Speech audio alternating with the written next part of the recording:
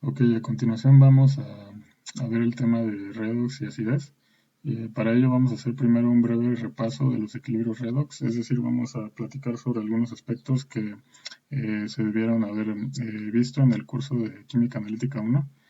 Entonces, bueno, vamos a empezar con unas definiciones. Primero, recordemos qué es la oxidación y la reducción.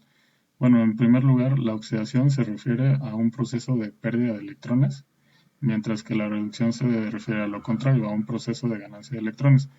En este sentido, pues resulta lógico decir que aquella especie que pierde electrones hace posible que otra gane estos mismos electrones.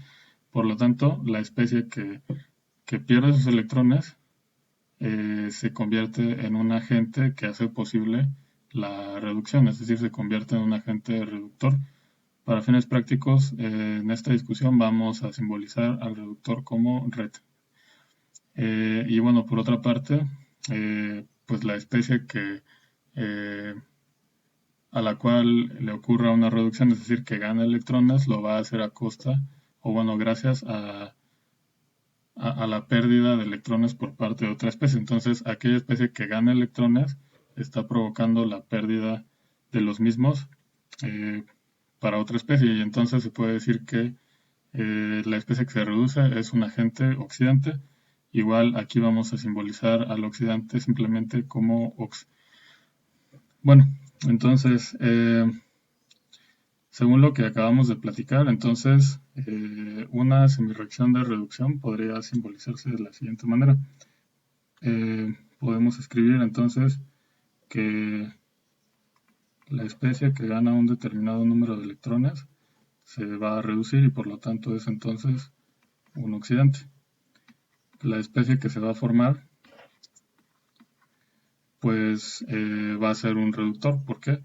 Porque si, si este proceso ocurriera en sentido inverso, pues sería una oxidación. Entonces, la especie que puede oxidarse es un reductor. Entonces, bueno, simplemente aquí tenemos representado en el sentido de la reducción la relación entre eh, un oxidante y su reductor conjugado. Entonces, bueno, aquí simplemente cabe resaltar que oxidante y reductor están relacionados mediante esta semireacción. Y bueno, un ejemplo de esto podría ser, por ejemplo, podría ser el par hierro 3, que al ganar un electrón se convierte en hierro 2. Entonces, el hierro 3 aquí pues estaría representando al oxidante, mientras que el hierro 2 al reductor. Eh, los, el, los oxidantes y reductores que están relacionados entre sí por una semirreacción de este tipo se conocen como par redox.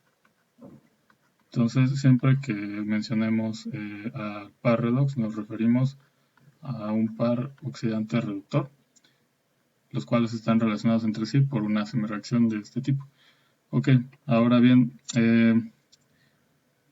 en el sentido en el que está escrita esta semirreacción de reducción, es decir, el paso de oxidante al reductor que involucra la ganancia de n electrones, pues es un proceso que debe tener una determinada espontaneidad. ¿Con esto a qué nos referimos? Pues simplemente a qué tan desplazado está hacia los productos esta semireacción. Bueno, por lo general los equilibrios tienen como parámetro de espontaneidad eh, la constante de equilibrio, al menos en química analítica es como lo manejamos con mayor frecuencia. Pero en este caso, para las semirreacciones de reducción, el parámetro de espontaneidad que vamos a encontrar con mayor frecuencia va a ser el potencial estándar. Bueno, como esto es un repaso, no nos vamos a meter en no vamos a abordar con detalle cuál es el origen, exactamente el significado de este parámetro, pero bueno, este es como valor de potencial, pues representa la, la energía que se requiere para desplazar una carga eléctrica y pues por lo tanto es un valor que está relacionado con un parámetro energético. Bueno, eh, ¿en qué sentido el valor de potencial estándar nos va a indicar qué tan espontánea o favorecida está esta semirreacción en el sentido de la reducción? Bueno, para ello cabe recordar simplemente que la energía libre estándar para este proceso es igual a menos el número de electrones intercambiados por la constante de Faraday por el valor de potencial estándar. Y bueno, esta relación pues nos va a indicar qué cosa, que eh, pues mientras mayor sea el valor del potencial estándar, es decir, si aquí tenemos una escala de potencial estándar yendo de valores menores hacia valores mayores, pues mientras mayor sea el valor de potencial estándar, más negativo va a ser el término de energía libre estándar. Y por lo tanto, pues tendríamos lo que comentaba hace un momento, simbolizado aquí con estas escalas, que a mayor valor de E0 tendríamos un valor más negativo de delta G0. Entonces, eso qué quiere decir, bueno, si nosotros recordamos de los cursos de termodinámica, la espontaneidad de una reacción está dada principalmente por el cambio en la energía libre, es decir, por el valor de delta G. Entonces, si nosotros, mientras más negativo sea este valor, quiere decir que la reacción está más favorecida en el sentido de los productos, o es decir, es más espontánea. Entonces, eh, pues aquí esto va a implicar que mientras más alto o más positivo sea el valor de E0, pues más favorecida va a estar esta semireacción en el sentido de la reducción. Ok, pasemos entonces ahora eh, a expresar eso de la siguiente manera. Si nosotros esta misma escala la colocamos, la giramos 90 grados en el sentido de las manecillas, es decir, si hacemos esto, entonces si hacemos una escala de potencial, tomando en cuenta que los valores que vamos a tomar en cuenta de potencial estándar están referidos al electrodo normal de hidrógeno. Esto simplemente quiere decir que en la posición de 0, la voy a colocar aquí, tenemos al sistema H más H2, es decir, protón e hidrógeno. ¿Sí? Bueno, ese es el valor asignado para la referencia, para el electrodo normal de hidrógeno.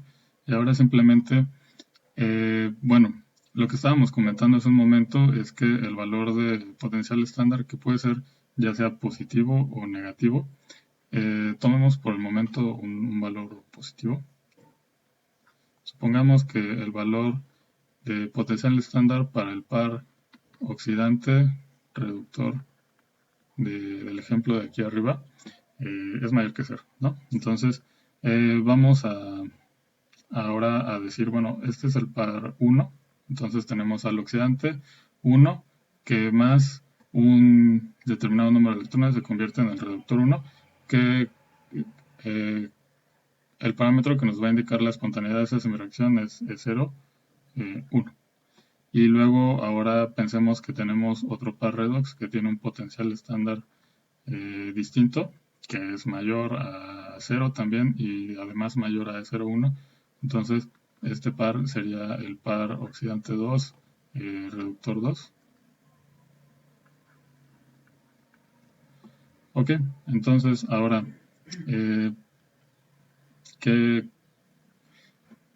¿qué implicaciones va a tener esto? Bueno, pues simplemente, de acuerdo a lo que acabamos de comentar, a mayor valor de este parámetro de E0 quiere decir que la reacción de conversión, que la transformación de ox en red va a estar más favorecida. Entonces, cuando eso ocurre, decimos que el agente oxidante se reduce con mayor facilidad, es decir, o lo que es equivalente, que el agente oxidante es más fuerte. Entonces, pues podremos decir de manera general que la fuerza de los oxidantes incrementará de izquierda a derecha sobre la escala de potencial. Y lo contrario pues será también válido, es decir, que la fuerza de los reductores incremente de derecha a izquierda. Bueno, ¿esto porque es válido? Pues simplemente porque si mientras menor sea el valor de E0, pues ¿qué tendríamos? Que, que la reacción está cada vez menos favorecida en el sentido de la reducción, pero recordemos que pues, esto es un equilibrio, entonces eso es equivalente a que si la reacción está menos favorecida de izquierda a derecha es porque sí lo está de derecha a izquierda, es decir, en el sentido de la oxidación. Y bueno, si la oxidación ocurre con mayor facilidad, entonces podemos decir que el reductor tiene mayor fuerza. Bueno, ¿por qué? Pues porque podría ceder sus electrones con mayor facilidad. Bueno, entonces, ahora bien, pensemos por un momento que nosotros tenemos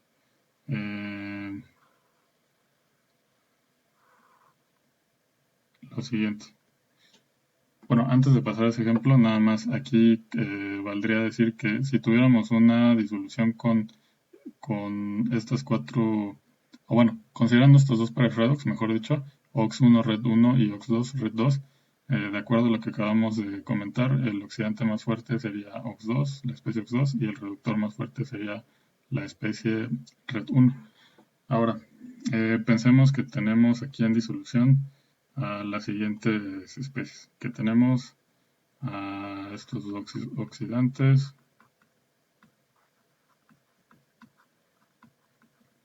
Ok, entonces nosotros recién preparamos esta disolución, disolviendo a cada una de estas especies en medio acuoso, y la cuestión ahora es ¿qué pasaría?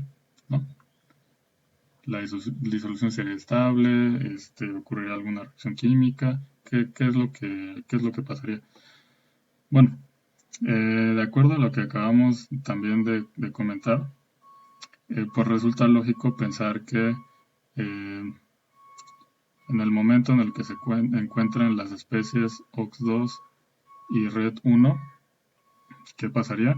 Bueno, si ambos son un oxidante y un reductor fuertes, pues entonces podemos pensar que estas especies van a reaccionar de manera espontánea.